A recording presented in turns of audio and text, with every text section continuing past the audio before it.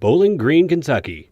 In between Louisville and Nashville off I-65 lies the home of America's sports car, the Corvette.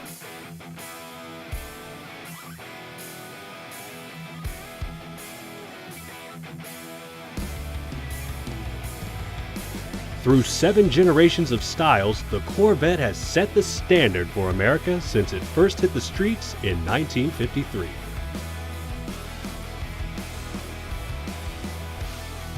In 1994, a new attraction was created to showcase the Corvette and all its beauty, the National Corvette Museum.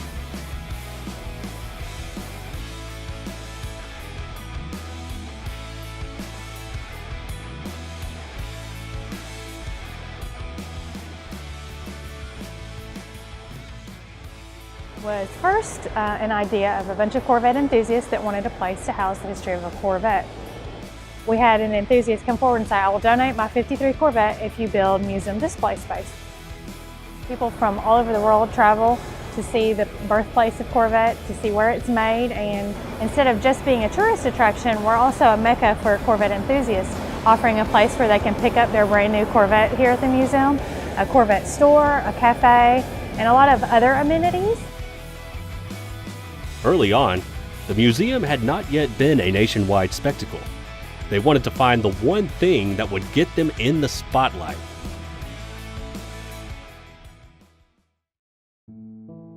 Tragedy struck in 2014 that would change the museum and its history forever. The 45-foot wide, 30-foot deep hole that opened in the early morning hours swallowed 8 Corvettes dating back over the last 50 years. No one ever wakes up expecting there to be a large sinkhole inside of their workplace, but that's what happened to us. Fortunately, it happened in the early morning hours, so no one was here. The hole may have destroyed the history of those cars, but no one could have expected what would eventually come from it. One thing that we didn't expect was the media attention that the sinkhole would have. First call on the scanner is what alerted some of the local media that it was going on. And so they showed up pretty early and started broadcasting it. And from there, a lot of national media picked the story up and international media. After a massive sinkhole opened up early Wednesday morning. Trying to recover 8 classic cars that were swallowed up in a giant sinkhole. And there's 8 cars in there. As I said, they look like little matchbox cars. So by the time the museum officially opened at 8 o'clock that morning, it was on almost every major news outlet across the country. Massive crowds from all over the country were drawn in to see the hole and the damage it had caused. Our first thought was to get the cars out immediately and begin the rebuilding process. But we started to see that people were flocking off the interstate to come and see the sinkhole for themselves. We had a 67% increase in tourism the year that it happened, and ever since then we have had an increase in the number of visitors. And the Corvette community banded together in order to restore the history that had been lost. We consider ourselves a big Corvette family, so we have people all over the world that are members of the museum, that visit the museum regularly, that really consider us to be a part of their family. Of the 8 Corvettes, it was decided that 3 of them were going to be restored. Of course, right after the sinkhole happened, General Motors came forward and offered to handle the restoration of these cars.